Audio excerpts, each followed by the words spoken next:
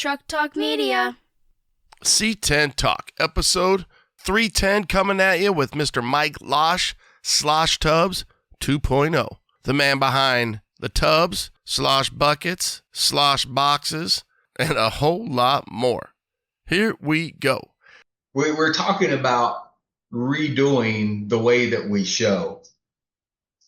I've always brought a whole store to people, and that's physically and financially, that's very expensive for me to do, and a lot of damn work. My wife's like, why don't we get back to what was drawing people before, and it's what you're building, what you're doing. She said, why don't we get back to taking one of our own trucks to the show where we've got all of our products on it and we can showcase it. And so we're literally thinking about redoing the way that we go to shows and not carrying as much product and being able to haul our truck where we can have our truck there with every product on it. Damn, son. Hey guys, let me tell you about LMC Truck. Keeping generations on the road. Think about that. It's pretty deep. So whether your truck was handed down or something you went out and bought, odds are you were handed a bunch of paperwork, maybe a folder. In that folder was probably the catalog. You know the one. The most up-to-date and detailed catalog available today. It's like an encyclopedia for our trucks. Their website is just as detailed and informative. lmctruck.com. lmctruck.com. So whether you're restoring old memories or creating new ones, LMC Truck is here to help. They're more than just a parts company.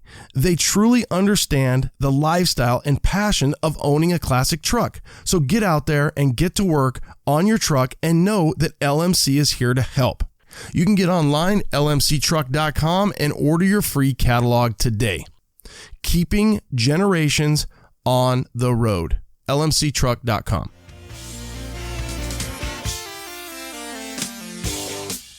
Let me tell you what Melba Toast is packing right here, all right? We've got 411 posi track out back, 750 double pumper, Edelbrock intakes, scored over 30, 11-1 pop-up pistons, turbojet, 390 horsepower. We're talking some bucking muscle.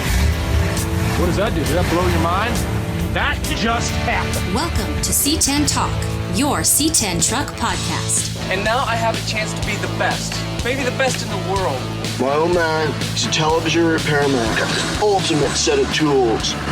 I can fix it. I said I got 50 cents in that jukebox, and all I can hear is your mouth clapping. You hear that?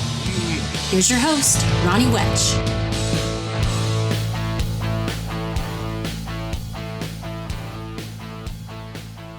What is up? What is up, C10 Nation? Pretty stoked about this one. Love hanging with Mike, and he always kind of cracks me up, whether he means to or not, and I think it's a little vice versa. About ready to drop this last week and thought I would do a little reunion recap, so you can jump back, just a regular bonus with Sam and I hanging and talking, and what you think might be 20 minutes turns into 50 plus with us. A lot of yapping going on. Mike and I. So I had Mike on, I think he was episode 4 or 5 back 10 years ago. Crazy to think that we're still podding, and Mike is really still producing. I mean, the guy puts his heart and soul into Slosh Tubz. He's got so many different products, as you will hear, what he's come from in the beginning and where he is now. Proof of concept. The dude just keeps building rad trucks, and then every time he sees something, he listens to customers.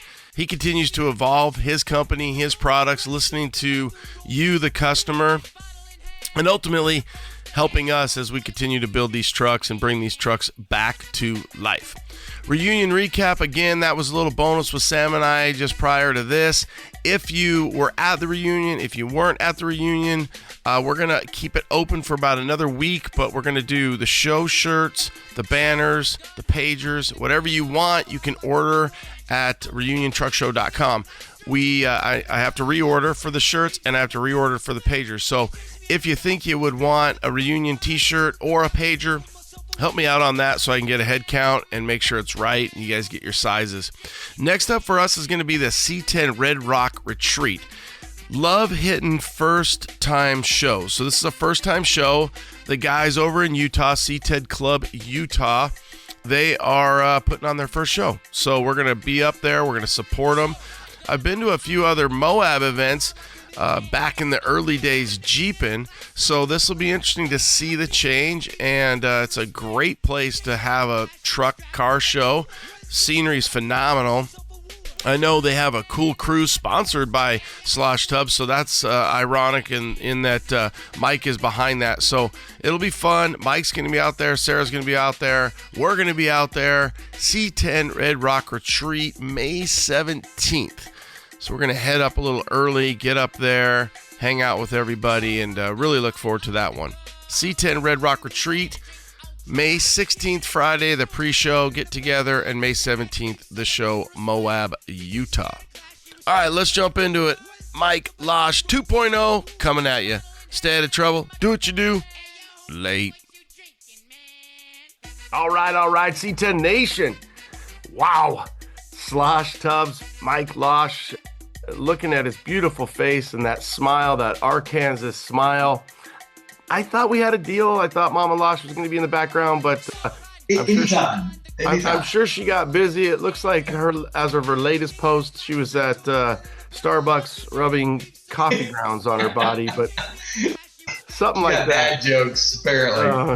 I wonder where she gets those from. Yeah, so 10 years this pod's been going on, and actually it's getting closer to 11 now, but you were like number 4 and number 5, something like that. And it's been over 10 years ago. December 16th of 2014 is when we dropped it. So that means we probably recorded it right at that first part of December, a little over 10 and a half years ago. What a journey, dude. This is such a fun thing to think that we get to look back and see what's happened and lessons learned and products made and troubles and a marriage that's lasted and 2 amazing kids. And those kids now are not little kids, they're adults. So Mike Losh, and it does go without saying, Sarah is a big part of the Slosh Tubz team. I know you couldn't do it without her, but yeah, we've got you front and center today. So welcome back to the podcast. Yeah, I look forward to it. So where do you want to start? For the audience, if you don't know either one of us, then I don't know why you're listening. But because you are listening, 2 ADHD crackheads, so who knows where this will go? I've got a few things written down, but when you look back over the last, let's just call it 10 years, make it easy, 10 years, there was a point where I feel you were working, you were selling cars, then you were at a dealership, then you went back to, I don't know if it was just necessarily used. And then I feel like at one point you really had in your journey, you had what am I going to do? Am I going to keep doing this? Am I going to provide for my family and have that steady or steadier income? We all know that selling cars can be a lot. You can make a lot of money, but you're working 6-7 days a week, 12 hours. Exactly. And now you're probably like the old, I'll rather work 80 hours a week for me so I don't have to work 40 for you. So exactly. Take us back. Take us on this journey. At one point, I do think you were going to sell or just move on from this dream that you built that you probably, I know you did. You made the Tubz out of a necessity, Cloud9. We look back over the forum days. And what is this journey? And when I say, hey, I'm going to put you back on the pod, well, what are you thinking over this last 10, 11 years and everything you've been able to accomplish? It's been an insane roller coaster from starting out by just trying to recoup some of the money that I spent building the first set of Tubz. At that point, no one made anything for an inner fender. So you either ran a trailer fender or nothing. And so when I started out, I was just I spent a lot of money building the first set of tubs and just trying to recoup some of that money. And then it's just snowballed and snowballed like every one of my projects has. And till we're built, we've got 3 new sets of tubs launching this year. So I've been working my butt off after the last few months trying to get some new tubs built, some new products coming. And it's just been a roller coaster. But I was working, like you said, 70 hours a week selling cars and then trying to get this business built on the side and too scared to walk away from that steady income while my kids were still in school. So once my kids graduated high school, then I was like, okay, I'm going to take the leap here and see what happens. Here we are, just plugging away and just growing as much as we can. So Are you happy with that growth? Do you ever get to the point where sometimes I look at shops and if it's one guy wrenching maybe 1.5 to 2, it feels like you got to have 4 guys to really be billing those hours to be making that money. Is there a sweet spot because you're so busy doing R&D and fitment and creation and your brain? I almost feel like you have 10 to 20 ideas in your brains just written down on a piece of paper somewhere, and it's that implementation, and that takes a lot to make that happen. So how do you balance that, or where are you at? Are you right where you want to be, or would you want to have 2 more guys, but you don't want to deal with hiring them and firing them and finding them? I would love to have Chip that helps me, that does all my shipping and stuff. I would love to be able to figure out how do you afford him full time and how could I afford another fabricator full time, because my friend Gary, if I could afford him, I would have him working here now. But how do you figure that out? Can I afford him? Or if he was here, would he be making me so much money that it would be easy to afford him?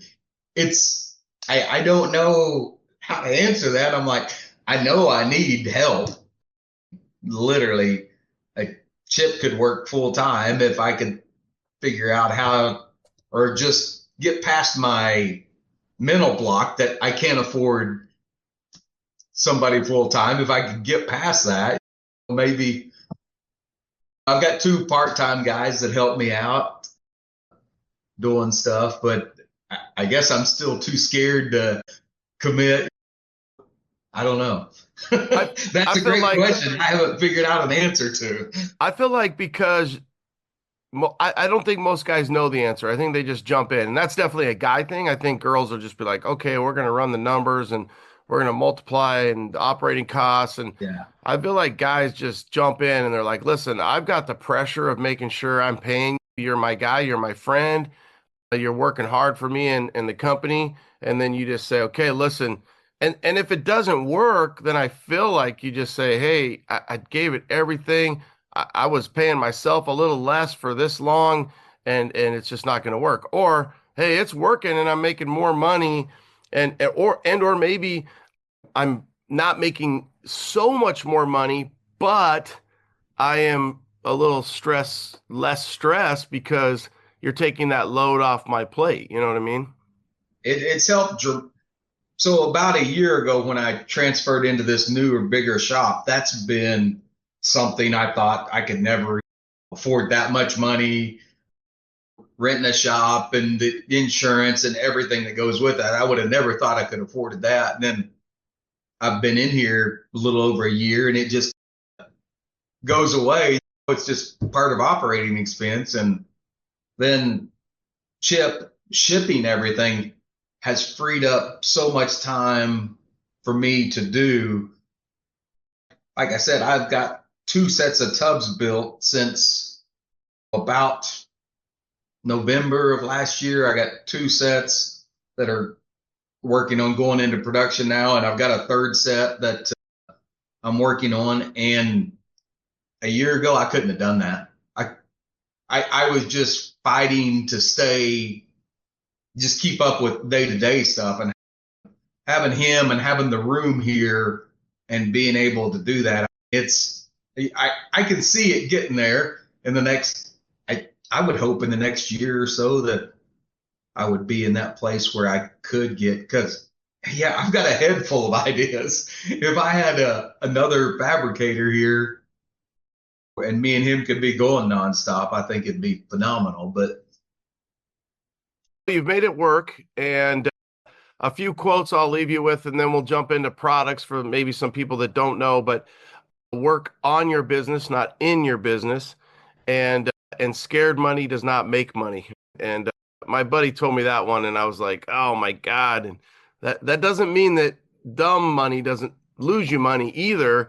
But he's so right. Scared money doesn't make you that much money. And a lot of the guys that I know that have taken that leap like you, it's funny how there's not many that haven't made it. You have that will and the tenacity, and I feel like you will make it happen. You will prevail, and you'll make the cuts and the corners. And then the other thing too is I think the community has always supported everything that you have, rightfully so, because you have such great stuff. And then the other thing I think is funny for you is that balance of getting it to market. I want to tease it. I want to show people what we're working on. I don't want to let it completely out, but now I need to get it done because I've dropped that tease and I don't have time to mess around. I got to get my shit done, and I got to make sales because I'm building up the hype, and the OBS stuff's coming out and these new hood latches, and it's nonstop. So finding that, and then really the social media and putting it all out there it takes an army, man. yeah, no joke. It really does.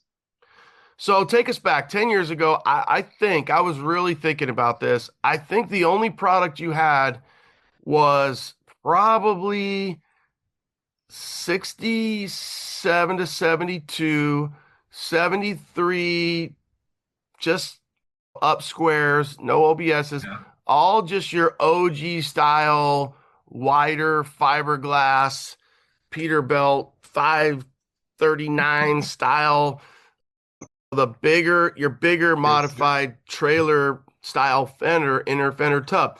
And then you just took on a whole new world of adjustment. You've gotten to where you're more stock style. Obviously, I'm running on Orange Slice. We're running the modified for the AC. You've got speaker boxes. You've got slosh buckets. The categories are it's starting to. Do you know how many SKUs you have now? No clue. I honestly have no idea. It used to be like, I would say it used to be like 4, and now it's 40. I think if I was guessing, I would say close to 100. Wow. That's Just with all the different panels and all the different parts for that and all the transmission tunnels, all the different seat parts, the K5 seats, the buddy bucket seats, and we've got the buddy bucket seats for Dodges, Fords, Chevys, everything, covering all of those now. Man, you're right. I forgot about all the filler panels, right? That did seem to be your next phase, right? So the original Slosh Tubz, inners, and at that point, and I don't know if it is the history, so let's talk about the history. Yeah. Not Heart Fab, but Heart Rod, who is back from the old forum days. He had the rear tubs, and then I know Stoner bought some inner tubs from like Hills. And again, for the audience, you're like, what the hell are they talking about? This is old school stuff. So 10 years ago, and I remember talking to you, and you're like, man, these guys they're coming after me. Like I feel like I'm in my lane. They're coming after me. You've prevailed. You are known for the tubs. You're definitely known now for what you do and your branding, and you stood the test of time. I've just tried to, and I have lost market share to all of them for the people that prefer the different look. I have lost market share to them, but I don't concentrate on any of that, honestly. I just keep doing what I got in my head and do it the way I want to do it. And if people like it, it goes. And if not, it flops. So I've got several products that I've made that haven't taken off yet. So, I mean, it happens. So I'll just keep throwing them out there, though. So, What would you say is your biggest flop? um, the big fish lip. Oh yeah. Thanks, big fish. Yeah, those are cool. Do you think that so that would that be considered, I know you call it the big fish lip, but that's more like a valance, I guess, would you call Yeah. that? So Yeah, like you made like 10 of those, right? do what? Did you make 10 and they sold, or you've sold Oh three? no, I've probably made 30 of them or so, probably. Yeah. It's just so much work to make it. So again, I think that goes back to that. Talk about hiring people, a full-time media guy. You're like, yeah, don't even get me started. But having somebody that's, because people have to see that stuff. They just have to see them. And I'm you going know, to do that on Big 10-4. I'm going to put one on Big 10-4, and it's coming along well. And I think that will help. I've got a lot of my new products that'll be going on Big 10-4. So I think me and Sarah just had this talk last week. We're talking about redoing the way that we show. I've always brought a whole store to people, and that's physically and financially, that's very expensive for me to do, and a lot of damn work. My wife's like, why don't we get back to what was drawing people before? And it's what you're building, what you're doing. She said, why don't we get back to taking one of our own trucks to the show where we've got all of our products on it and we can showcase it. And so we're literally thinking about redoing the way that we go to shows and not carrying as much product and being able to haul our truck where we can have our truck there with every product on it that's for that year model or whatever. And I got off on a tangent there, but that is one thing I'm talking about. I'm going to put the big fish lip on it, so that'll be one of the products I'll be showcasing on that truck. So I don't think that truck is, or that big fish lip is a flop. I think what that is I almost think that Boris was just out for the reunion and we talked a lot, and it was like quick nickel or slow dime. And he said, I have so many slow dimes. And I don't think that I would have thought that. I thought with Boris, there's a lot more quick nickels. And he even brought up like a lot of the LS intakes. He goes, you don't even know how many of those damn intakes I buy and sit on, and then they just go in waves, and then I sell them, and I've got to store them, and I've got to get them cleaned up, and I got to put them on eBay and the website and social media and so on and so forth. I think that might be a little bit of a slower dime once people start seeing it and so on and so forth. Have you ever thought, and I think Sarah's idea is probably right, but have you ever thought, I wonder, we'll just talk about it, two dudes talking trucks.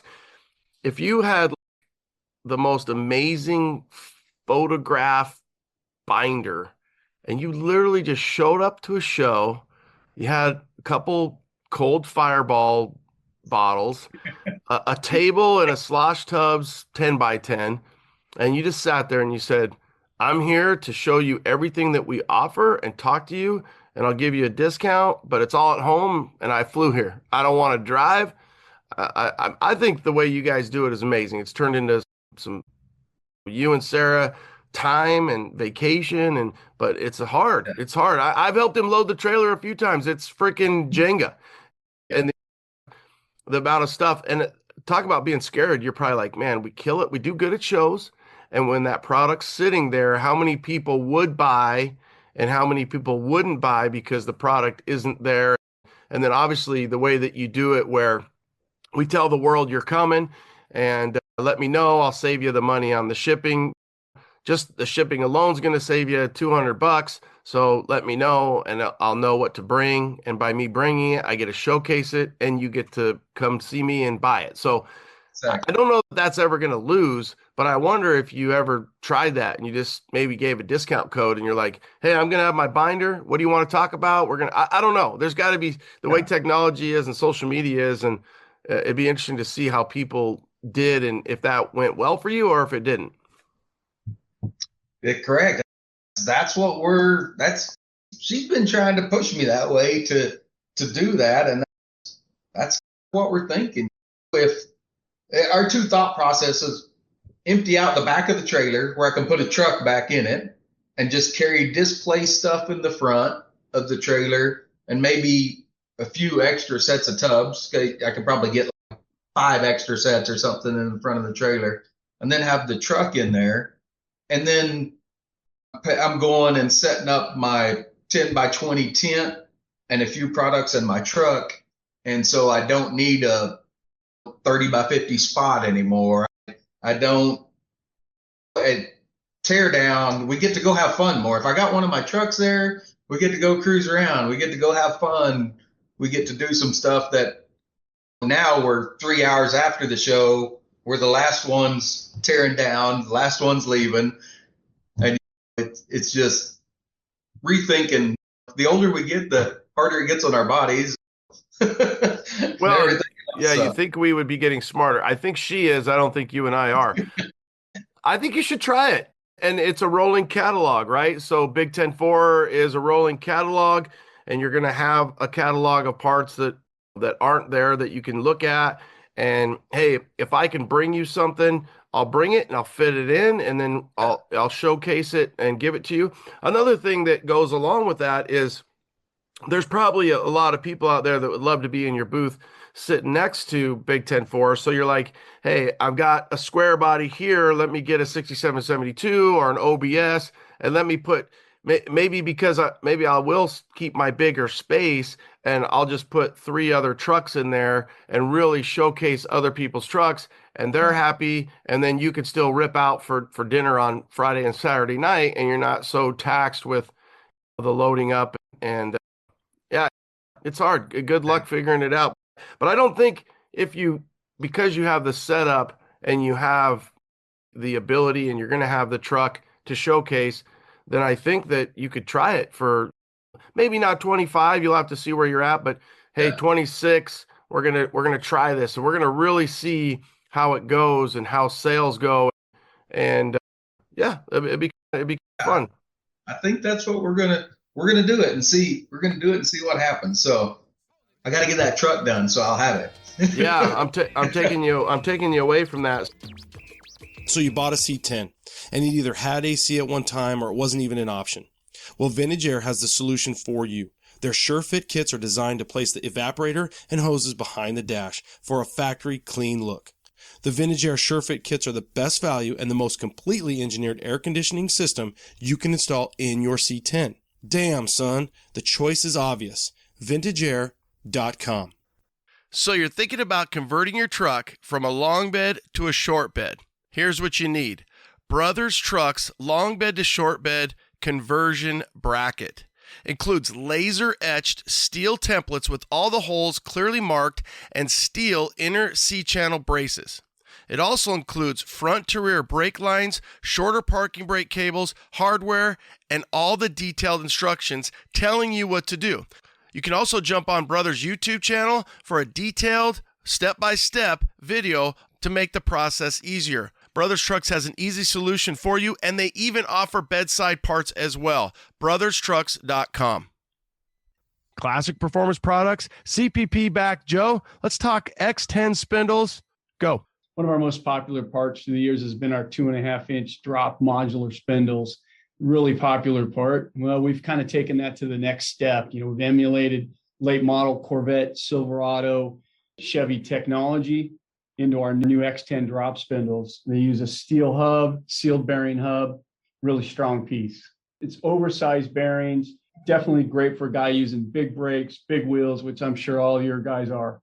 You need a new spindle anyways. You're going to lower your truck. You're running a bigger wheel, a bigger brake. CPP's got it for you with their new X10 spindle. Joe, as always, thank you. CPP, classicperform.com. It's classicperform.com.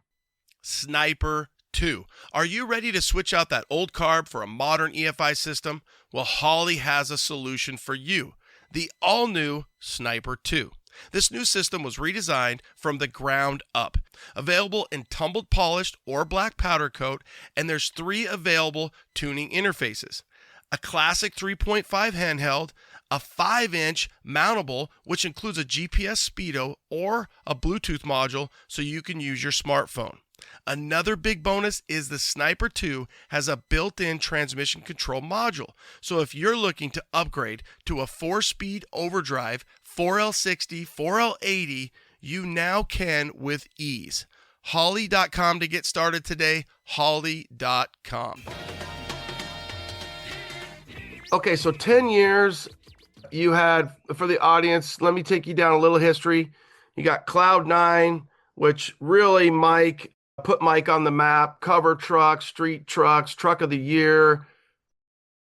Then you built the Blazer. The Blazer was here for... he was going to be in the booth. I okay. talked to him about being in the booth, and then... So Frank, I think SDHQ had square peg, put some wood grain on it. Back in the day, Mike and Sarah and the team built this so Sarah could have the family hauler. She never, ever hauled the family in it, ever. We did like once or twice. No. She looked smoking hot next to it, some barn in the background. But, so there's a lot of history there, and you guys were on a roll where you were really building a lot of trucks, showcasing products. I'm really trying to think of the name here of the 60 to 66 that you built at SEMA, that went to SEMA. Boosted Bertha. Okay. And then it's started to slow down. You're going to have 9.5, Cloud 9.5. There's a Porsche in there. There's Harry's Land Cruiser in there. There's Grandpa's OBS in there. So there's plenty of BMW. Okay, yeah. So many. What's Chandler Drive? And Pretty Penny. Oh, I love Pretty Penny. But Pretty Penny never got the love that she should have. She got a good amount of on-scene time, but I don't feel like I saw a lot of post Pretty Penny, and she just went down the road. But yeah, there was a time there where she was getting a decent amount of exposure. That truck sold more product when I would have it at shows than anything that you can imagine. You know why? Because it was an average Joe truck. It was Sarah's, that's why. Well, that too, probably. But you painted it. It was a stunning truck, and you're right. That it's funny because we try to build stuff, or we think that, hey, we need to build it like this, but that's your fastball, man. Your fastball is, what can I put on all the stuff that I'm going to build that more people are going to want? Yeah. And how can they afford it, and little by little, and all those pieces. So yeah, and a square body can make anybody a lot of money. I really think they can, because there's so many of them out there. You can find a long bed, make it a short bed. My buddy Cagoose right now has got one of the perfect trucks. He's got a black 78, and he cut it down. He's got a 6.0 in it. I'm like, it's red interior. It's all patina on the outside, fancy trim. I'm like, dude, this is it. This is something you can drive, you can get in, you're not going to stress about. So yeah, I think so. And don't you think Big 10-4 will be doing the same? Oh yeah. So what's the plan? All the Porsches are on the back burner. Cloud 9.5 is on the back. No, everything's on the front burner. Oh, okay. All 3 of them. Okay. All 3 of them are getting worked on constantly. All right. Walk us through this. Hopefully Big 10-4 will be done in about the next 6 months. Okay. So it's almost ready to go to paint. The chassis is done. The motor, I dropped off all the painted motor parts back at the engine shop yesterday. They're assembling the engine right now. And the body, I got all kinds of auto metal direct body panels on there. And by the way, their square body panels that they've built their own stamps for are freaking amazing. I would say it's thicker than the stock stuff. There's no flex, no give. It's nice stuff. Anyway. That's what I say about you. Thicker than stock? You're thicker than you used to be. True. Hey, so what motor is in Big 10-4? So it's got a new 6.2. We just rebuilt a 6.2 for it. Small Brian Tooley cam, Brian Tooley intake, nothing major. I want Sarah to be able to actually drive it and follow us if I'm pulling the trailer and at that point we don't have the trailer fixed for the truck. I want her to be able to drive it and follow us. So nothing crazy. 8-speed automatic 6.2. Just a nice running truck is what we're looking for. So 373 gearing. Yep.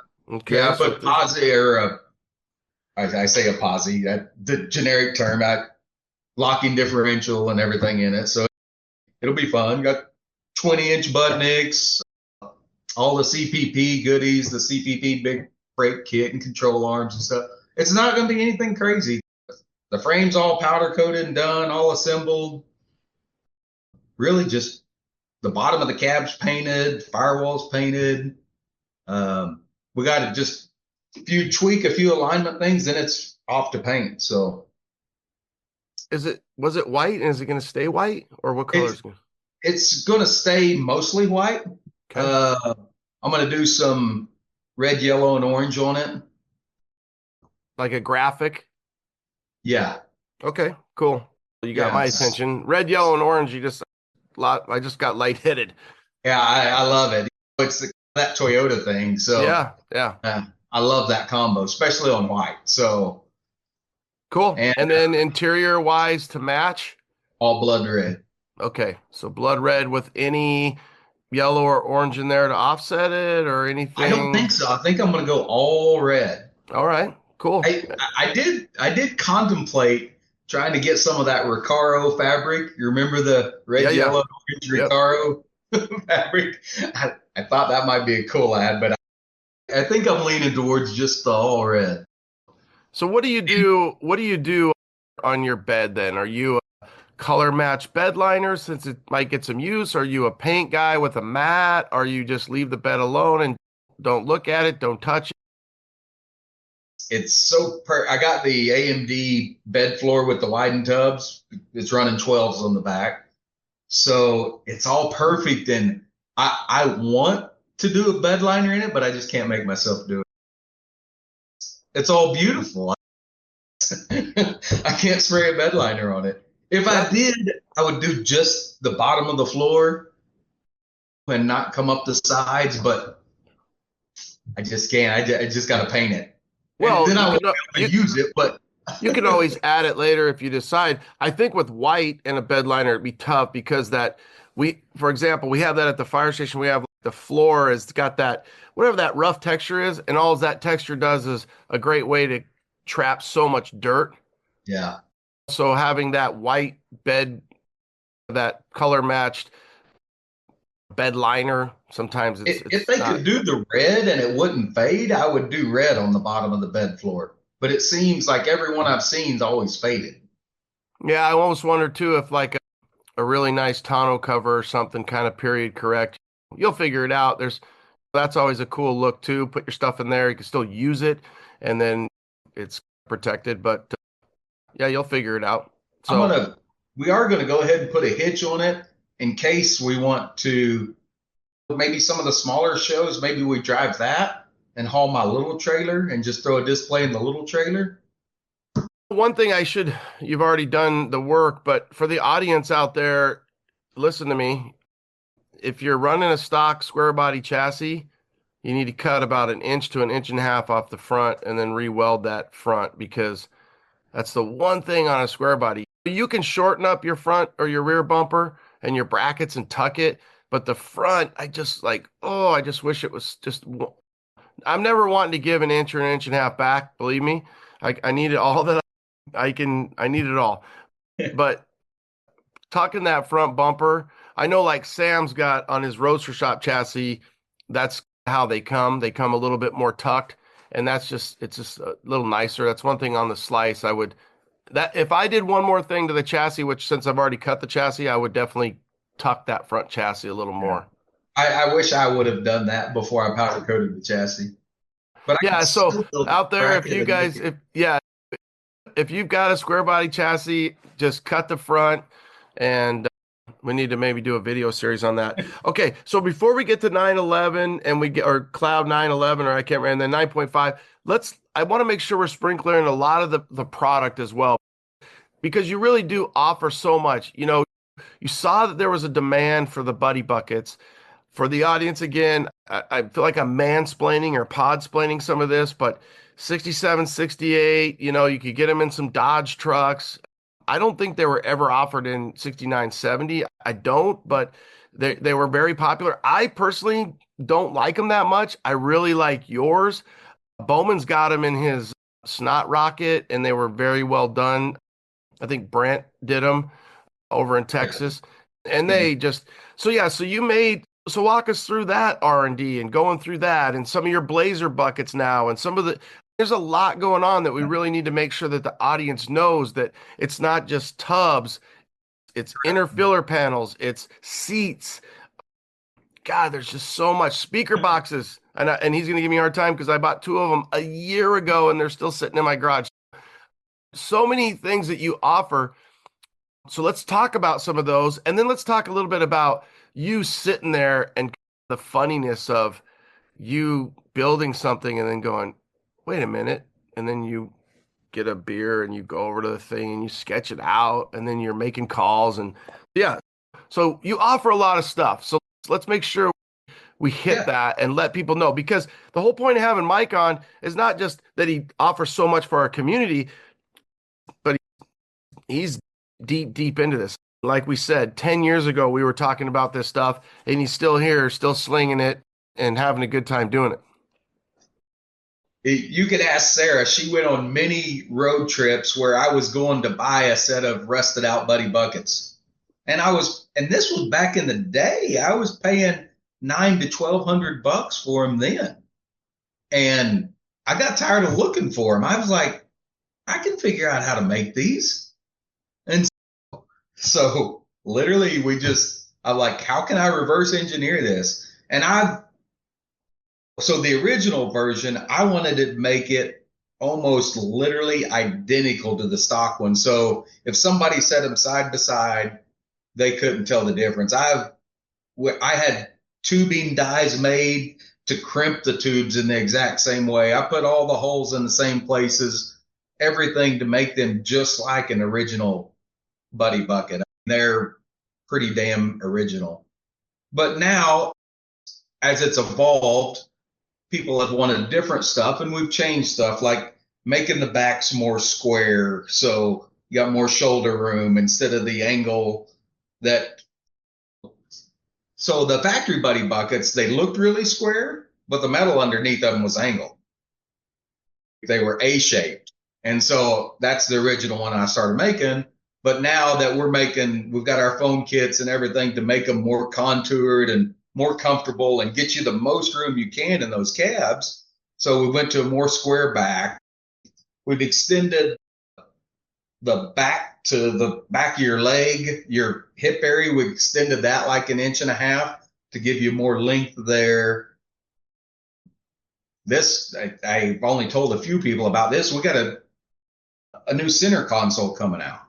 A lot of guys want to put them in Blazers and Suburbans and crew cabs. And that center console in the original buddy bucket is made to just lean up against the back of the cab. It's got a stop on it that'll keep it from falling back that I added to it. They didn't have it factory. But it's really not designed for somebody to sit in there with no cab back there, in like a Suburban or a K5 Blazer. So I've got a new one coming out here in the next few weeks that is designed for somebody to sit there and not have a problem leaning back. The back won't fall back. It's stout. And so that's a new thing we've got made coming out there. Then we made like additional cup holders that bolt on and off of them. And then we changed the center console up and put some cup holders in it, a little phone holder and stuff like that. And then we took the bases, and some of the guys that were taller, we made an inch lower base for the 67 to 72s, or well, for 64 to 72. And Then we made them fit in the square bodies by changing the base. We made them fit the Ford pickups, changing the base. We got Dodge pickup bases. We can switch them up, and we got 55 through 59. That's the other year I forgot. So we had to change up the center console on those and skinny them up a little bit to make them fit in those narrower cabs. And then we got the 88s, 98s too. So we just kept growing that side of it. And then we did the K5 or the sport bucket for 69 to 72, had the sport bucket or the K5 bucket. We just released those. We're carrying the factory flip up for the passenger side for the Blazer, where it lets the whole mechanism go. We're carrying that, the stock version, and I've got a new version we're working on for more of a custom setup to flip that passenger side up.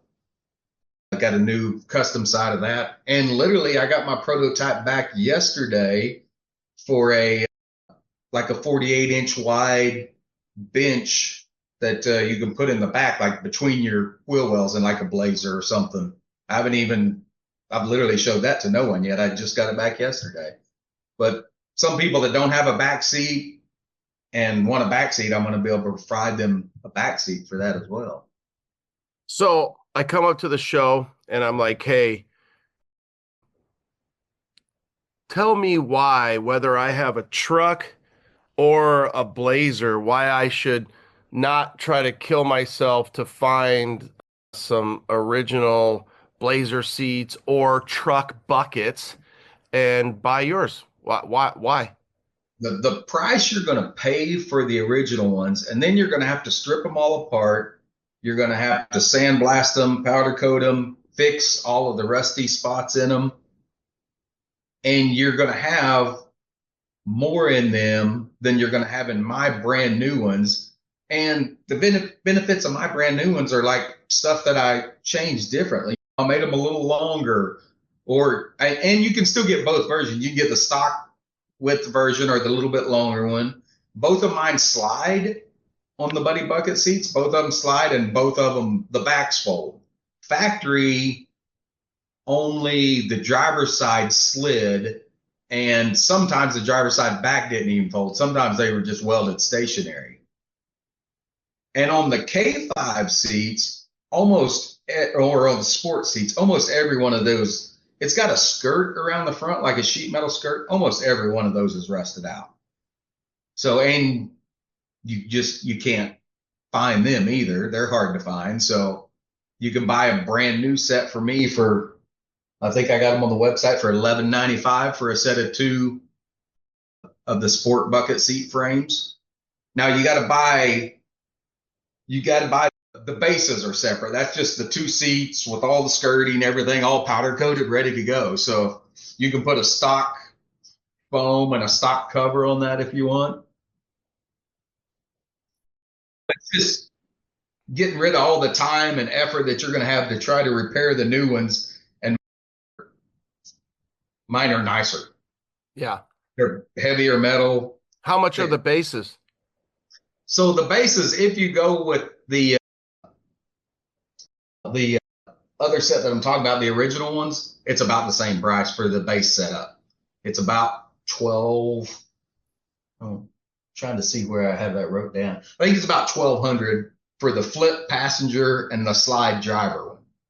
So if you buy the bases and the slides and everything, you're about 2,500 right out of that shipped to you. Okay. So what happens if a guy wants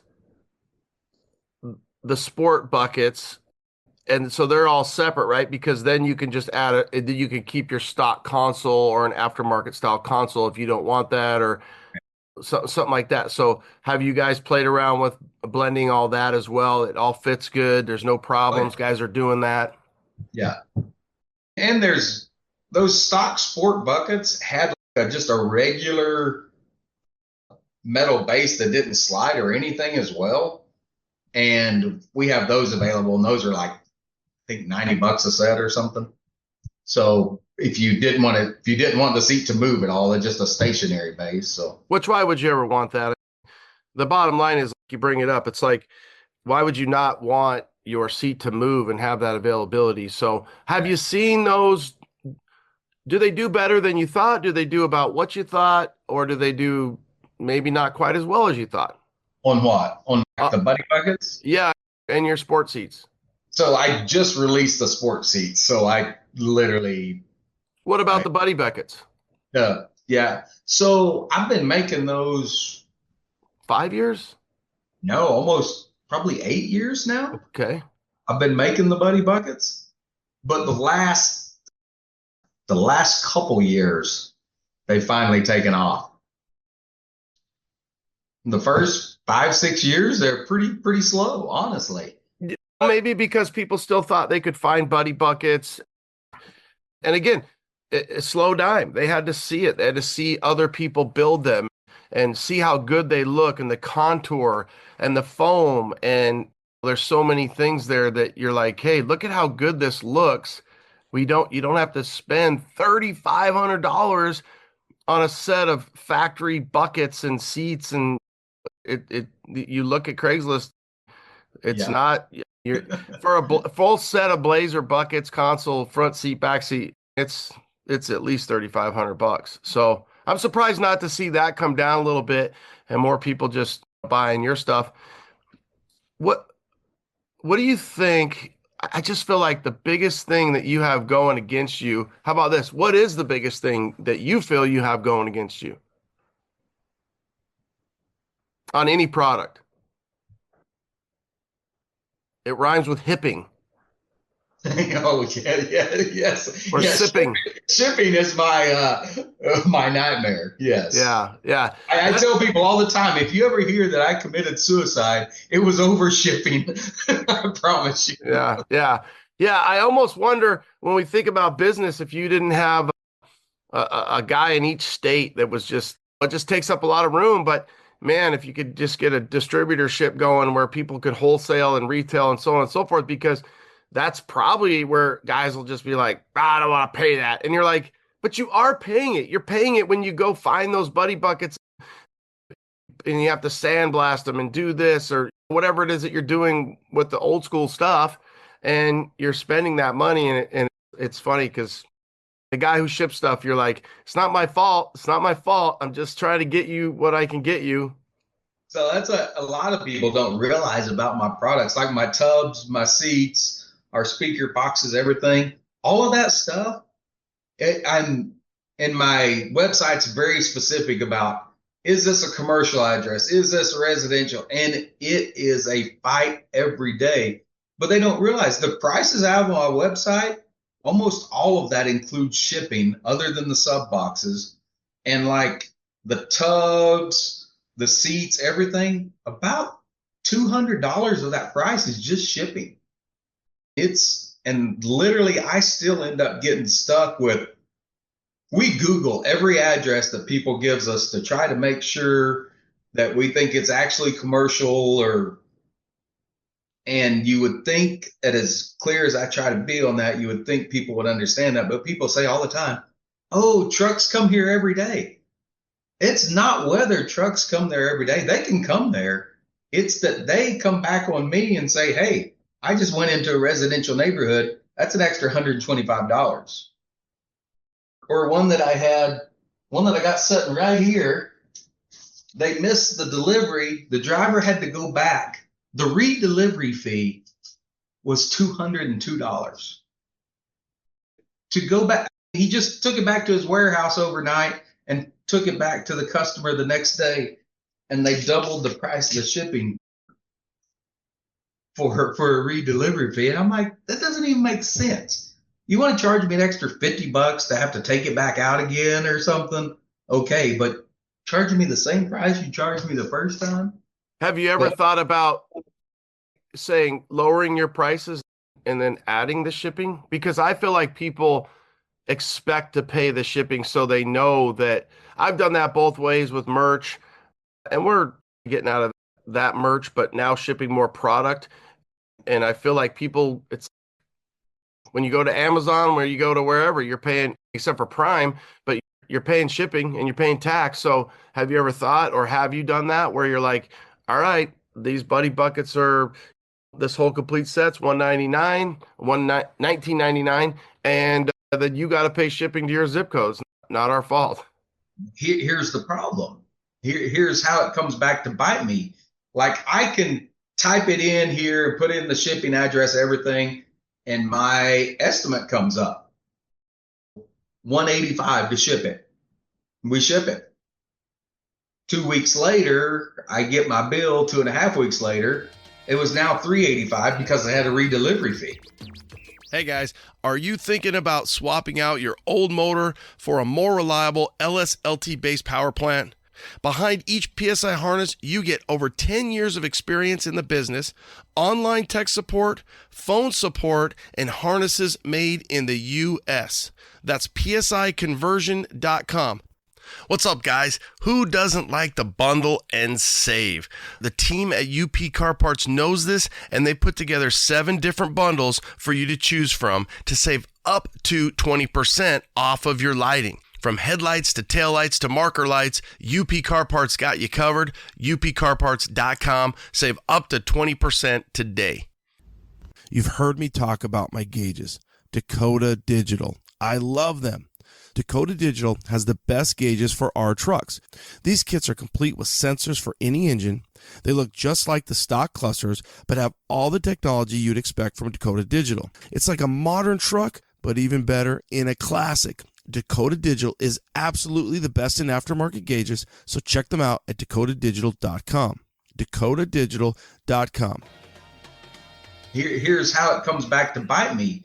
Like, I can type it in here, put in the shipping address, everything, and my estimate comes up. $185 to ship it. We ship it. 2 weeks later, I get my bill. 2.5 weeks later, it was now $385 because I had a redelivery fee. And so, do you not charge the person the shipping until your final bill comes in? I can't figure out how to do that and make it.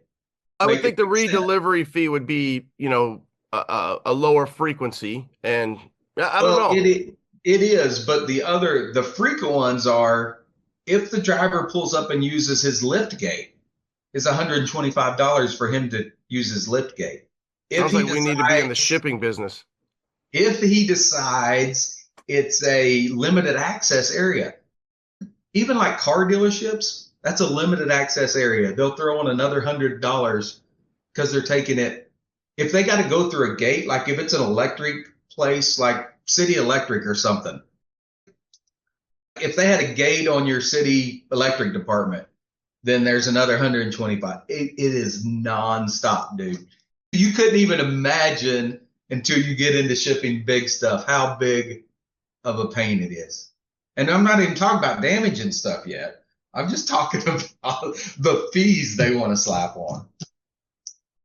I know we're not best friends with Canada right now, but I tell you what, getting anything up to Canada is just, it is amazing what it takes to get a shirt, a sticker, something small to Canada, and how much it costs and what they have to do for customs. And I can't imagine what you go through trying to get product up to Canada.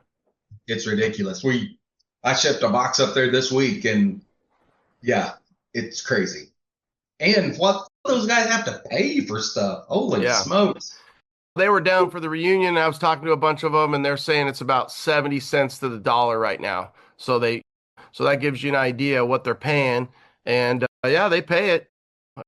Yeah, then they got to pay all the fees, all the brokerage fees and stuff to get it across once it's there as well. Yeah, that's frustrating for sure. Okay, so the tubs you offer, going back, you've got like variations now too. So you've got your super. Yeah, go ahead. Yeah, you sell me. So we start at 60 to 66, which I haven't had for about a year because my molds got so bad. I was just ready. I needed to rebuild the molds. So I just took those off of the website for now. But right now, here in the next month or so, hopefully we'll be launching both new sets of those. So I took the big tub, the 60 to 66 tub that's about 8 inches taller than the fender.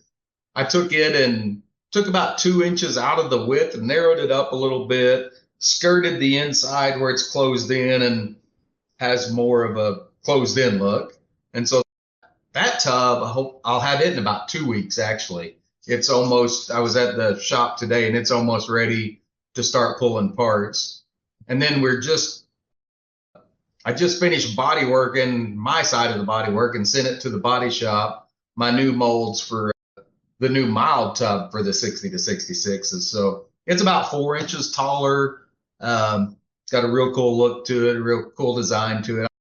I think a lot of people like for just a low static drop that doesn't need 8 inches taller than the fender. It just wants a cool look in there. And we're building some new firewall panels that'll match that tub and stuff and go with it.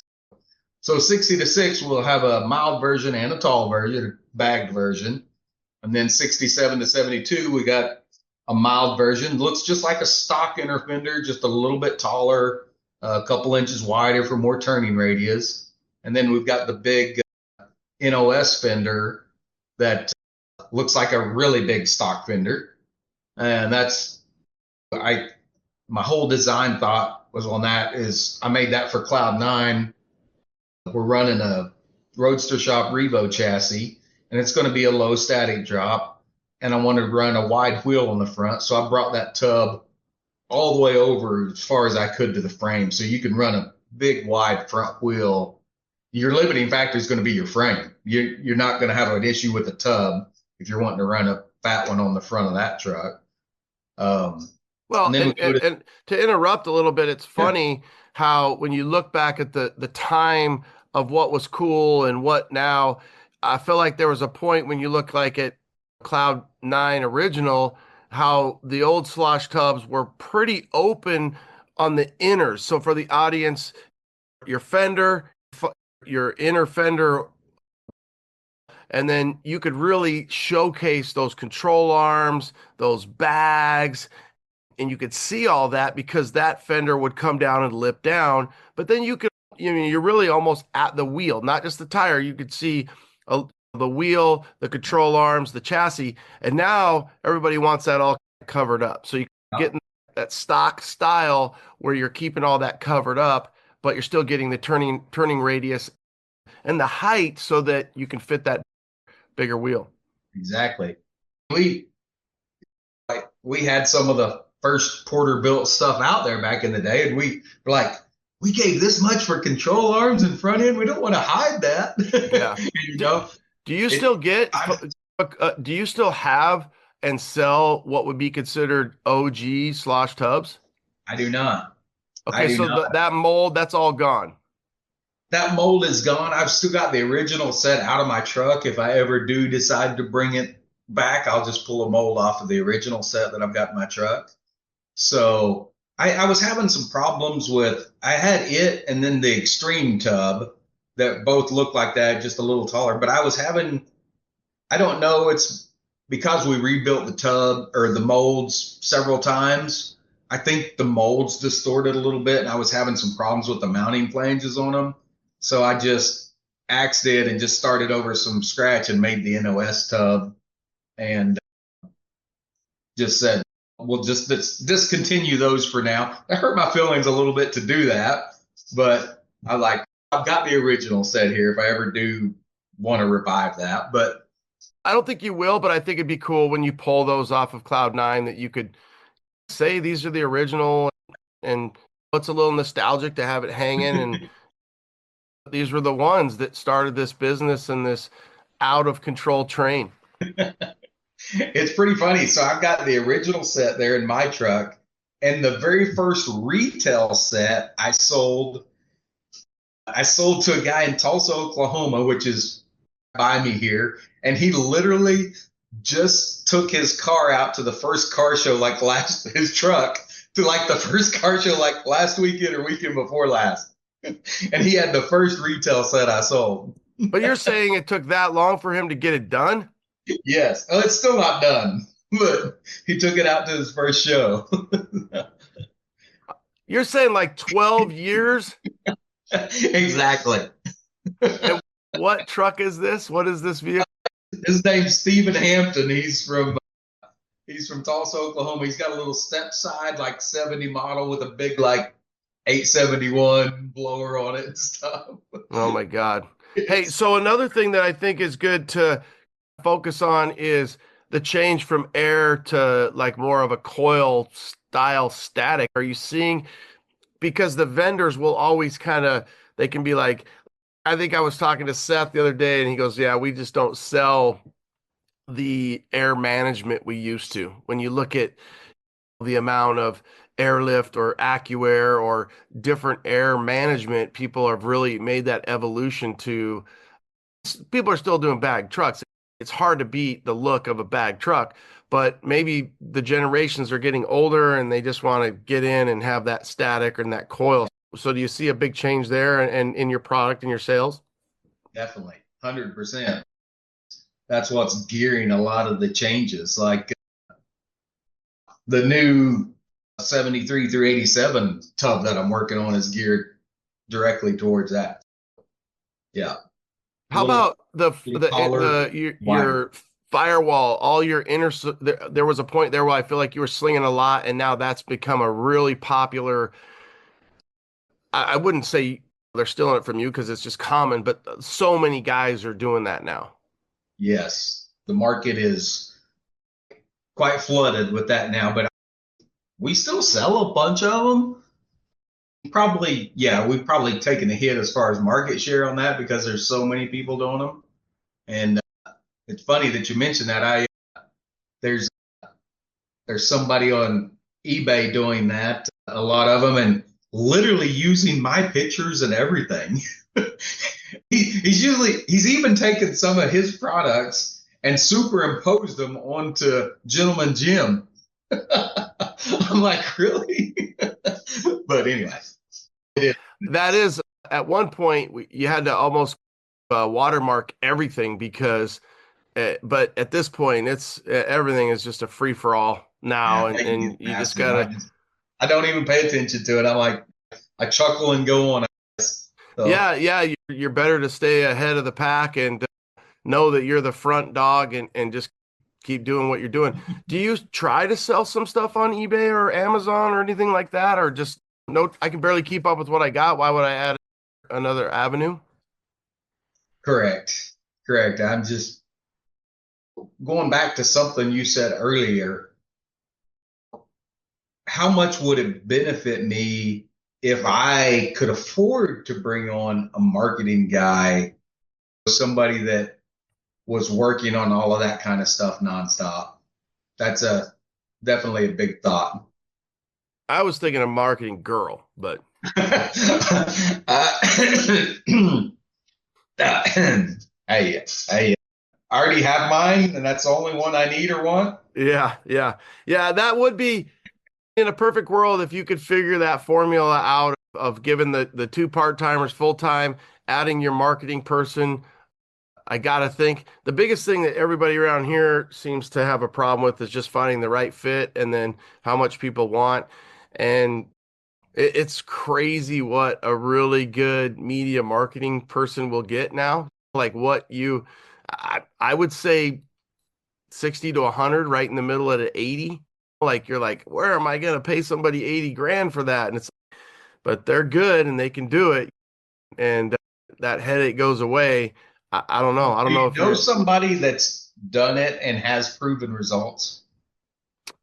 Do I know somebody that I would say that's a good question. Like somebody in our market is what I'm. Well, I would love to talk to somebody. No, here's what I would say. I would say that. Let me think of who somebody. Well, my first thought would be to go to Casey and how Casey used to do YouTube for a while, and he spent a lot of money on YouTube, and then he got out of YouTube. Okay, and then he's like, okay, we're going to get back into YouTube. I feel like Seth does a really good job of his marketing, and I don't know what he pays his guys specifically, but I do feel like there are companies out there that are doing a very good job of marketing. LG Billet does a great job. You obviously do a lot of work with Phil and his team. I don't know if they could say they're getting their ROI on it, and how that's the hard part. How do you get your ROI and know? I at one point had a guy last year that I was paying, and it was so awesome. It was the best. I just loved it because I didn't have to stress about all the little things. And every time we did a pod, we just did posts. But it's hard because I don't feel like we had a mutual, it worked out kind of breakup. But there's times where I'm like, I want it my way. And it's so hard to spend the time to, and you want to let creatives be creative. Yeah. But again, it's your product and you have to have that evolution. And there are people like Grinder and like John Jackson and these guys that are OGs. The problem there is their hourly is a lot more, right? So then you're always chasing the young kid. I always feel like Sam's kind of known to be a guy that can find a young builder and finds these guys. That if you could create a marketing talent finder where it's, yeah, we have these guys and they're kicking ass in this media space, and they can work for you for this much, and eventually they're going to want a lot more 3 years down the road, and then you have to make that decision to say, yeah, it's worth it. It's really worth it. But one guy I think that should be brought up is the Simple C10 guy. He has done an amazing job on what he's able to do, but he is high and tight, man. He runs a tight ship. He's got his schedule down. He does a very good job of what he does, and I don't have the answer, but I know that but I also would say that it takes more work than people realize. Yeah. And it's amazing for me because I'm getting paid to sit waiting for the alarm to go off at work. Sure. My wife said that one time, she goes, do you think you'd do as much social media if you weren't sitting at the fire station versus when you're at home and it's on your time? You know what I mean? Exactly. And it's different, right? It's very different. And I find myself at home sitting here and I'm like, holy shit, I just spent 2 hours trying to make this 1 or 2 posts, and that's not a good amount of time, or that's not a good use of my time. Yeah. Yeah. That's the forum days. That's where I was at the dealership then. I was sitting in front of the computer all day long, and I was really active on the forums because I was just sitting there. Yeah. Yeah. So it is funny when you think about some of that and that what you can put out. For me, the advice I would give you or anybody else is this, in your line of work, and that I would say you need to put out 2 posts minimum of day. And I would say, obviously, I would say probably 2 reels and 1 post. And I would say you really have to be more active on YouTube. That's what I would say. And I know the TikTok thing is high and low, and I think the TikTok thing is a way to get the young people in and grasp them. I think it's funny when you see somebody on social media, Instagram, it's like, oh, I have this many followers on TikTok. You can go out to the woods and take a shit and they're freaking have 10,000. It's the numbers are just, it's pretty crazy how the numbers on TikTok, but also Instagram's changed so much in our time as well, how the algorithm, and I don't understand why on my search button it's always hot chicks. I don't understand that. It should only be truck parts. I don't understand why. I understand completely. I don't understand. I'm like, why does my algorithm always have hot chicks when I'm on the search button? It should only be Slosh Tubz and truck parts. I don't understand it. But yeah, TikTok, YouTube, it's a lot. It's a lot. So yeah, I think a lot of how-tos would help you as well. Spending the time to do the how-tos, and people really need that. They want that level of confidence of, this is our breakdown. I did the best of that back in the day would be Brothers and Steve Flanders. Yeah. Dude, their YouTube was so successful because Steve got the jump on that, and they did that where they were putting those, here's your part, here's your install, here's your link to buy it. I know I use that plenty when you're just like, I know how to do this, but let me just watch this video again to make sure I don't miss a step. That is on my list for this next upcoming year. In doing all the new products and everything that we've got coming is to start doing that. Not to do more of it because I've done very little of it, but to start doing that is on my list of things. Because I think a lot of times, I think people overcomplicate my stuff. And I tell them, everybody that I talk to the order is like, when you're ready to install it, call me and let me give you some tips to walk you through it. My phone's always on. I can help you. I can give you a couple minutes worth of tips that are going to save you an hour. But what I would say to that, but yeah, you do 10 of those, right? So let's just say that's 5 hours because you blow through a half hour. And I do think you being the guy that they can call and so on and so forth. But what you need to do is make those tutorials and make those videos. And now each little button on YouTube, you can do this is this and slide right to it. And then that will reduce your amount of calls, but people will still know if you do have a problem, you can still call me and I'll walk you through it. I also think a lot of it is just, it's no different than you having the confidence to hire somebody full time. You're just not sure. People they don't want to cut more than they should. It's their baby. It's their truck. They just like, oh, I don't want to do this. And I remember even when I put my Slosh Tubz in, I was giving you a hard time I'm like, okay, I got to mount my battery bracket right here. And it's measure twice, cut once. It's measure 4 times and maybe think about cutting because you're like, dude, I'm going to be cutting. This is my baby.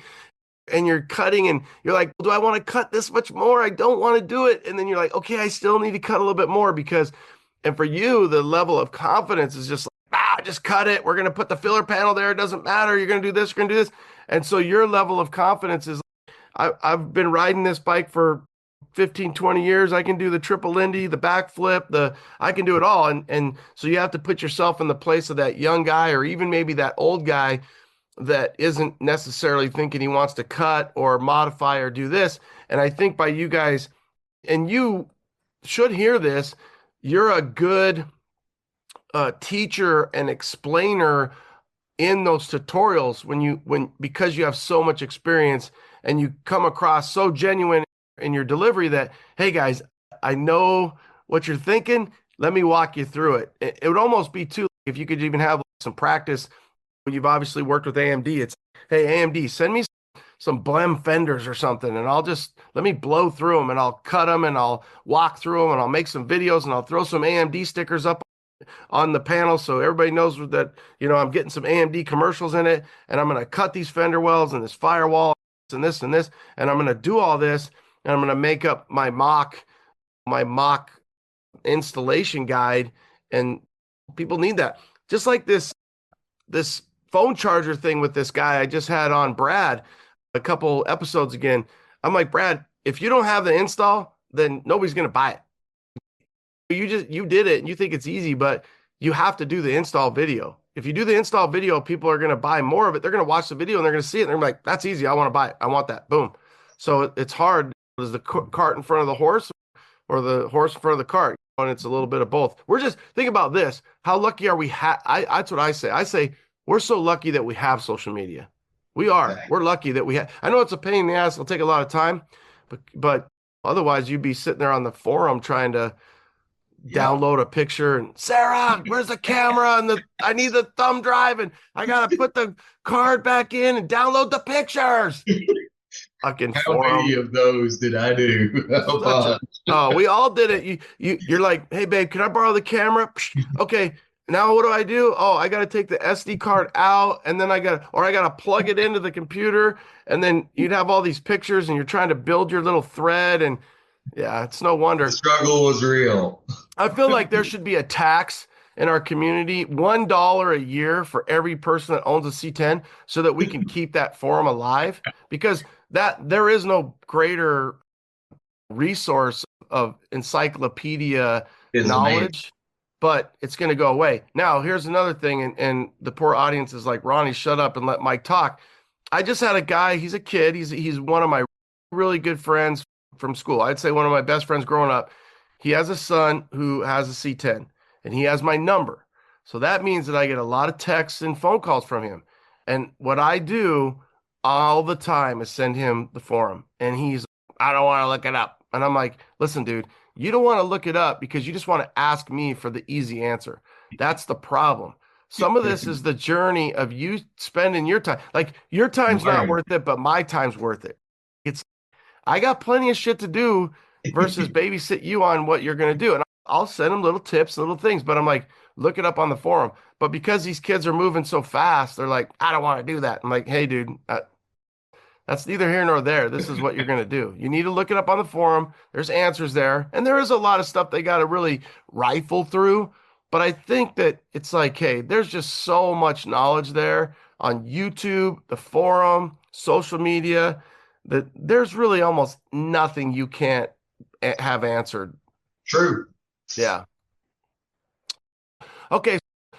I interrupted you. You were on I think at this point you're talking squares. You've got how many different square tubs? So right now we've got the 73 through 87 mild AC, and that's the one that has the provisions for the factory AC box. You're getting a couple inches taller, a couple inches wider, still looks factory. And then we got the mild smooth, which is the same, but it's made for a shaved firewall instead of the factory AC box. A couple inches taller, a couple inches wider, factory looking as well. And then we've got the big, tall, original style tub. Slosh Tubz squared is what we call those. It goes almost to the top of the fender for all the aired out trucks and everything. And then the new one we're working on, we split that difference. So it's going about halfway in between the mild tub and the big tub. And it's going all the way to the frame. I'm gearing it towards the trucks with like a rack and pinion and stuff, so they can run a 10, 11 inch wide wheel, whatever they want up front. And they'll still have that factory look. And so that's the new one we're working on. Hopefully later this year, that one will be available. And then we jump from 73 to 87 to 88 to 98. Before you go there, will those be mild, medium? What are you going to call that? And something to jump back to is you've made an evolution, right? Everything isn't just fiber anymore, right? You're doing more metal, or how much more metal are you doing, or is it all glass? It's all glass. As far as the tubs go, they're all glass. Okay. So what are you going to call that? You've got the now mild. The 88 to 98 tub is called the faux metal because it looks like it's metal. Okay. So that is that going to be the medium? Is it going to be mild, medium, and large, or what are you going to the squared? You know, I'm waiting for you to come up with a name for it. Yeah. Well, you could call it instead of medium, meaty. It could be meaty because you're going to have more meat. I don't know. Kind of like the big 67 to 72, I called the NOS tub. Yeah. So you could do that, and then, but I like that. I like that mid-level where you're like, hey, this is the mild, this is the medium, this is the big, this is the Slosh squared 2.0, or you'll come up with something. But yeah, I like that medium style. That's going to be a nice one. I bet that's probably one of your bigger sellers, as less air and more rack and pinion and more. You're looking for that. And I'll tell you, and I don't mean this negative, I always laugh. And Boris was just out. We went ripping out an orange slice on Sunday. And I always just get a little rub. And I'm, I call that my Slosh rub, because I like it because it's a smell. And so I know my tire, it's my front left. And when you're really hammering it, and you're like, whoa, whoa, whoa. And now I am pretty low on my coil over. So I've got it. I want it low. I want it to look low, and I could adjust it up, but I like it, and I don't mind a little rub. And so I could see where I'm on the stock AC mild. I could see where that medium would be a little juicy. That'd be nice. Yeah, it will be. I think it'll be. What's the time frame on that? Later this year, I would say probably September, maybe. Okay. Pre-Dinos? PD? Yes. Pre-Dino? Yeah, hopefully. Yeah, definitely hope to have that ready by. Then you can have it here for the show. So maybe that's the recipe is, hey, when I'm coming to LST and Dino's and C10 Fall Revival out there by you, or even SETN, you're like, dude, those are my 4 or 5 big shows. Sure, we want to go to the Reunion and the Red Rock and maybe out to all the way to Cali and go visit John up at the Woodlands. And you're like, hey, I'll take the folder and the misses on those. Yeah. But when I go to my big 4, like you said, LST and Dino's, and even Fall Revival's getting bigger and bigger out there, and that's not that far from you. And then obviously SETN, even though it's hot as balls, Brian Ashley. Right. Yeah. I think it's good. I think what you're doing, and then the 88 to 98s are hot. You've got your grandpa's truck. Every time I turn around, you're building something new for those trucks. Yes, they're coming on like crazy. It's literally probably the upkick I've seen in the last 6 months has been crazy. They've I probably doubled the 88 to 98 sales in like the last 6 months. It's gone crazy. And on both sides, either the tall, big ones or the faux metal ones have been really popular. So, and it makes a nice, clean look, gives you about 3 inches extra, 3 1/4 extra height and width. And it's a great solution on those static drop OBSs. So, what else do you offer for the OBS? So we've got something for the seats too. Yeah. Yep. We've got the seats as well. Yep. Yeah. The buddy buckets. So we got the side filler panels, the tubs, the radiator caps, firewall fillers, battery trays. I'm trying to think what else I got. Now you're working on those, and we'll make sure we hit it. The hood release for everything. So you've got the different lengths for what, 81 to 87, and then 91 to, or 89 to 90. I'm getting confused on my years. There's 3 versions of for the square body. One version for the late square bodies and 2 for the OBS trucks. Yeah. So you do have the 87. No. So then when they went into 78 to 87, then you have your 88 to 91 for the square, because they kept those going as well. And then you've got your OBS trucks. Do you think you'll have anything? 78 to 91 on the square bodies, 88 to 94 on the early OBS, and then 95 to 99 on the later OBS. Yeah, okay, 99, because probably 98, but 99 will be the NBS. Do you think you'll have NBS stuff?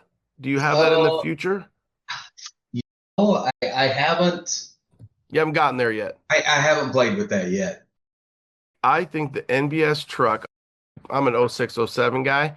I think I don't know. Is there anything better? You're getting your LS in it.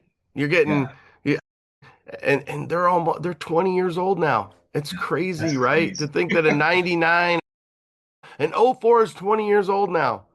I look back when I was in high school and you think, okay, I graduated in 92. A 72 was an old truck, and that's a 72, and that was 20 years. And you're like, that's crazy.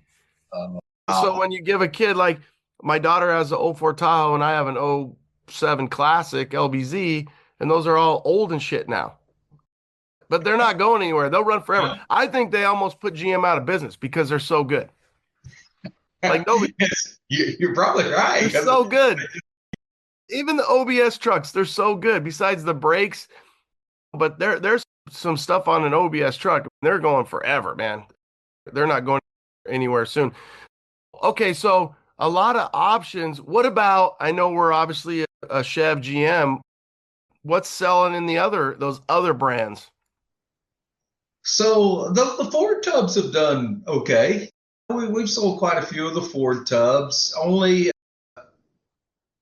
Probably only sold 5 or 6 Ford seats so far, but I think that's along with the 55 through 59 seat and the 88 through 98 seat. I don't think enough people know yet. I think it's just hidden for what people.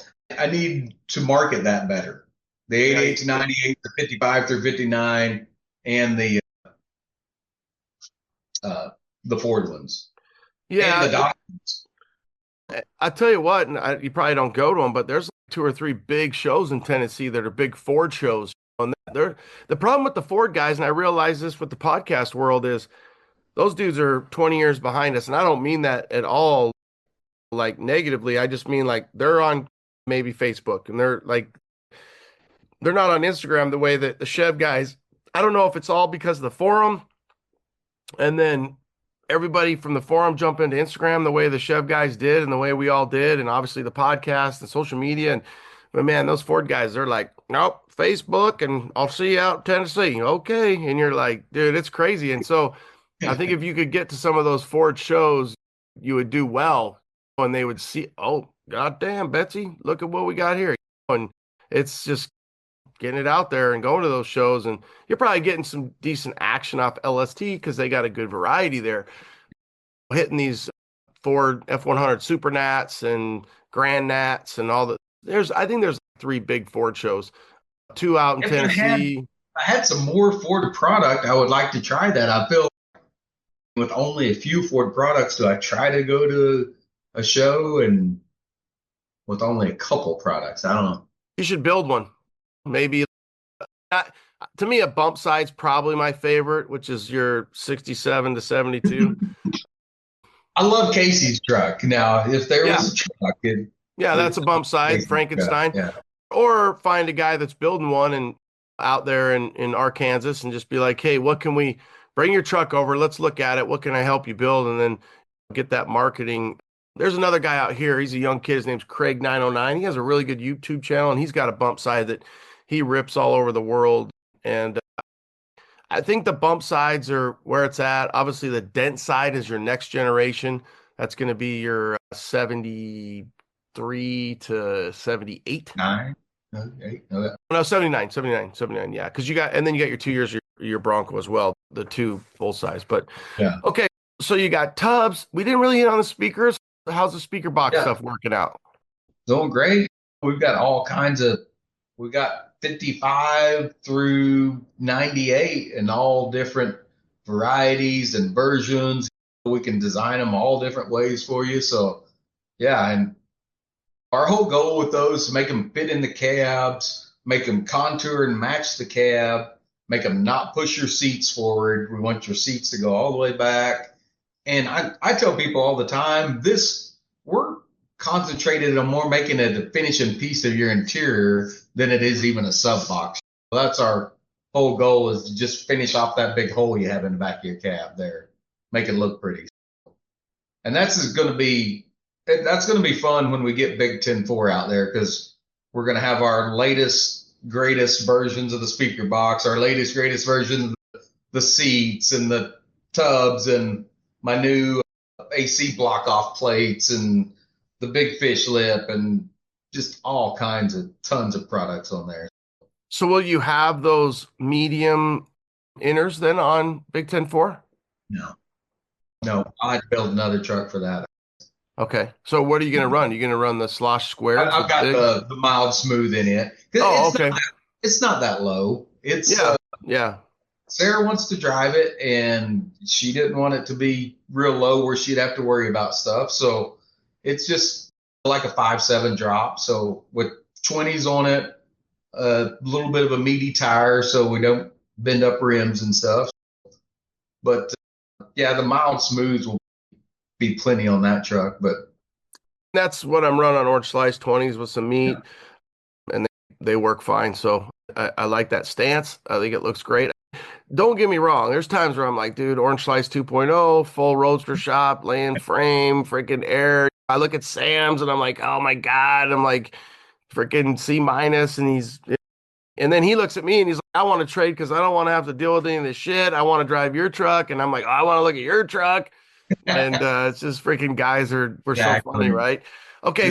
So I think the biggest key is what else would Sarah yell at either one of us to make sure we mentioned? What are we missing on all the different things to let everybody know that from tubs to seats to speaker boxes to inner fillers to everything that you guys offer in those 100 SKUs, Is there anything that we're missing that is in R&D that you really want to talk about while we have the audience? I think I think probably the next fun stuff will be coming out will be, like I said, in the next few months, we're going to get Big Ten 4 finished up. And then my goal is to get Cloud 9 will be coming right into the shop, and we'll finish off all these new products we're building for Cloud 9, like the aluminum core support, the radiator shrouds, the billet aluminum fans and stuff. A lot of this is all going to be showcased on Cloud 9, and hopefully next year, Cloud 9. I would love to debut Cloud 9 at SEMA next year. That's my thought process, is to get it done, it and the car. I'd like to debut them together. So that's the goal for next year. And there's a lot of cool new parts coming out with Cloud 9s. Do you do anything for the Porsche, or that's just fun, right? So you're not trying to sell anything Porsche wise, you're just building it and it's fun. Yeah. But you think you will? Yeah, I think we're going to build some stuff for it that we'll probably sell. So we'll see what happens. I wonder about you brought it up with the Ford stuff, and here, we could talk about this online here and see, but you're going to get to the point where you have so much stuff and the amount of time it spends to market it. And like you're finding with the Ford stuff. So I'm not saying don't build rad Porsche stuff and sell rad Porsche stuff. I think you will. And if you have there's a market there, it's going to work itself out. It does just get to be where it's hard, right? It's hard to get, just like you said with the Ford stuff. You're like, how do I get in front of all these guys? And how do they know? And you're like, they should know. They don't. And you're like, okay, it's marketing money. And then you're like, I got to spend money on marketing to get the word out. And so it's a balance. Good luck with that. I do have to at least develop a few parts so I can write it off. Yeah. Hey, do that. And, yeah, that's going to be pretty rad. And like you said, debuting them, Cloud 9, pulling the Cloud 911 and doing that, and Big Ten, and her driving right next to you, and you guys going to shows, and hell, maybe LST will let you put all three of them in the booth, and you can have them all. So that would be 2027 in LST if you're saying you're going to debut those right. at SEMA 26. But okay, so for the audience, 10 years in the business, guy's been cranking it out, constantly growing. What's the biggest challenge when you look back? Probably, the biggest challenge when I look back on that is probably getting out of my own head and stepping out of my comfort zone and pushing myself. I didn't push myself. Sarah pushed me. She's the pusher. She's like, you need to be doing this. You need to be doing that. She's the motivation behind all of it. So she's pushed me out of my comfort zone into doing stuff that I was too scared to do. And that's been the biggest hurdle, is just pushing yourself through, and like, you can make it. Just step out there and do it. Do you feel like that you've learned a lot now? So when you look back, I mean, obviously that's almost rhetorical, but do you look back and think, dude, I'm so much more out of my comfort zone and I'm willing to do that? Or do you still struggle with that? Especially like we talked about earlier, the money and the employees and the growth and what's the right way to do it. And I don't want to screw it up, and that whole balance. Yeah, it's 100%. Yeah, it's 100%. It's all that just pounding at you, trying to figure out. What's a product that you have cooking? If I know there's probably some stuff where you're like, I don't want to say it because I don't want, but what's a product that you're like, dude, I can't get this one out of my head, but I haven't started making it yet, and I can't wait to make this someday and just see what it does? Or do you have anything like that you put it away, you put it on the shelf, and it just keeps coming back at you, and you're like, I got to build this someday? It's probably just that one of the big things I'm excited about is that aluminum core support for the 67, 68s, and then 69 through 72. I'm excited about that. I've started it, and then I've had to slow down because I'm finishing all this other stuff, and I've got to get Cloud9 back in the shop so I can be fitting and testing and getting all that mocked back up, which is hopefully going to happen here in the next couple months. But that's my big push because I'm going to do the core support, the air boxes, there's going to be a shroud that covers the complete radiator that I have my billet electric fan shrouds on it and everything. It's going to be a whole combination package that you're going to buy. The tubs, air boxes, everything that you'll be able to buy as a kit, and I think it'll be a pretty cool deal. Yeah, one big unit. It's funny as and you've sent me some posts on that or some pictures. We've chatted about that. The slosh core support. Think about this big aluminum, your airflow, your weight, everything. As you're telling me this and sending me little things here, little teasers, I laugh because I want to say, Mike, come up with something that can fit in a shoebox and we can ship out a lot of them and make them just fly out the door. And you're like, hey, babe, I got an idea. I'm going to build a truck and we're going to ship the truck to everybody. And the shipping is just the nightmare of everything. So you're almost answering your own questions because of the how nice it is to be able to tell you when you do travel all over the world that you can just bring that stuff. And for you guys out there listening, follow them on social and make sure, because he does a great job. They try their best to let you know, hey, we're coming to a city near you. Here's what I want you to buy it because you want it. I want you to save on shipping because I don't have to pay the surcharge and the delivery charge and the access charge and the redelivery charge. I want you to be able to get what you want, and I can bring it right to you at the show. You can cash and carry and walk away, send me $200 deposit, and I'll bring it.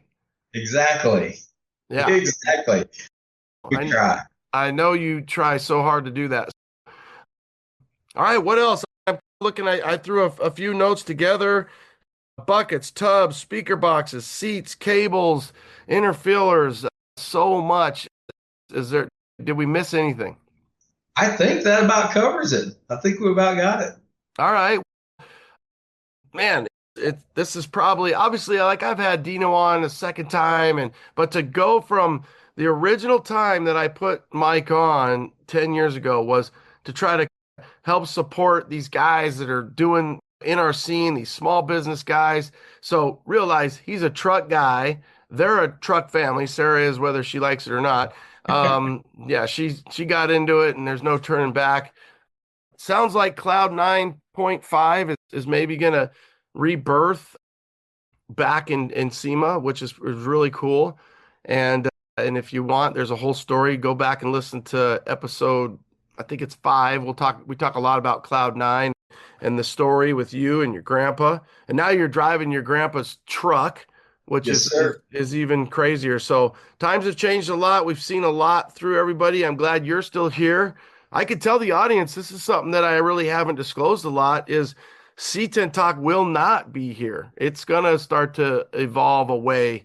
And I've got a plan, but yeah, we're going to evolve away a little bit here. And I don't think there'll be a 12th year. There's obviously we are in our 11th year, but I think the tease I'll give on this, and if somebody listens all the way to the end of you and I yapping for an hour and a half or whatever it's been, then they deserve. But yeah, we're going to come up with a little bit more media fun, out doing stuff. But I think getting to talk to the companies that support what we do is always going to be part of the media thing that we do. But I just don't think it'll always just be C10 Talks. We'll see. I'll leave them with that.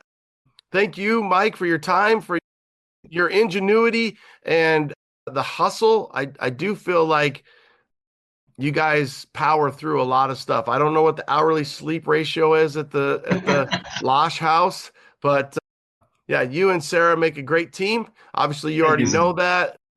We've seen from Harry and Chandler growing up to what they do now, and you're proud parents and following you guys on social media and still keeping things alive. And do you think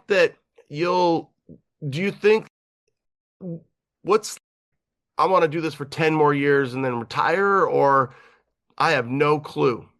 I can't stop working. I'll do it till I die, I'm sure. Don't you think that's because you do want to, that is the plan, that there is a balance there, and going to these shows and traveling a little bit is the fun where you can have that. I remember when you left the last time you left, you jumped all the way in. You're like, dude, I have so much more time that I can do all this stuff now, and I'm not tied to selling the cars and meeting with the clients. And would you give advice for those young guys out there? Hey, jump in. You got nothing to lose. You'll know that you tried it. And if it doesn't work out, it's not a failure, it's a learning. And you can always go back to selling cars or selling Bobcats or doing whatever you were doing. It's all just getting it out of your head that you can't do it, because you could do it.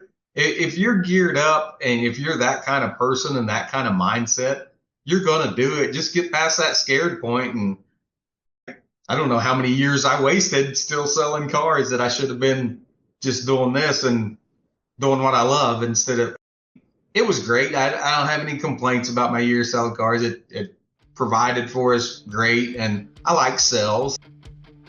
That's okay, but I could have been working for myself and doing a lot better if I would have just left, just took that leap. Yeah, it's funny to think now that you did it and you had the confidence, you wish you would have done it 2 to 3 years earlier or maybe more.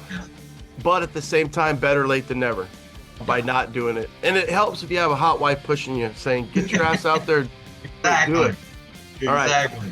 Tell Sarah I said hi, of course, and that's a wrap. Thank you, sir. Thank you, brother. 310 in the books. What do you think? Guys come a long way in 10 years. We all have, really. The scene, the people, the trucks, the products, the pod. It's all come a long ways. Appreciate you guys tuning in. As always, Mike, Sarah, the Losh family, thank you guys for your support. Thanks for taking time, your busy schedule, to share your story, to share the adventure, to share the updates. We do appreciate it. Another reminder real quick, if you want anything, reunion, shirts, banners, pagers, please let me know before the end of next week so I can get the right count on what I need to order and make sure I have for you guys. Again, thank you guys so much for tuning in. All right, no matter what you're doing, just like I tell my kids, 1, have fun. 2, do your best. 3, be a good sport. 4, look good doing it. 5, kick butt. You want me to repeat that? I didn't think so. All right, guys, late.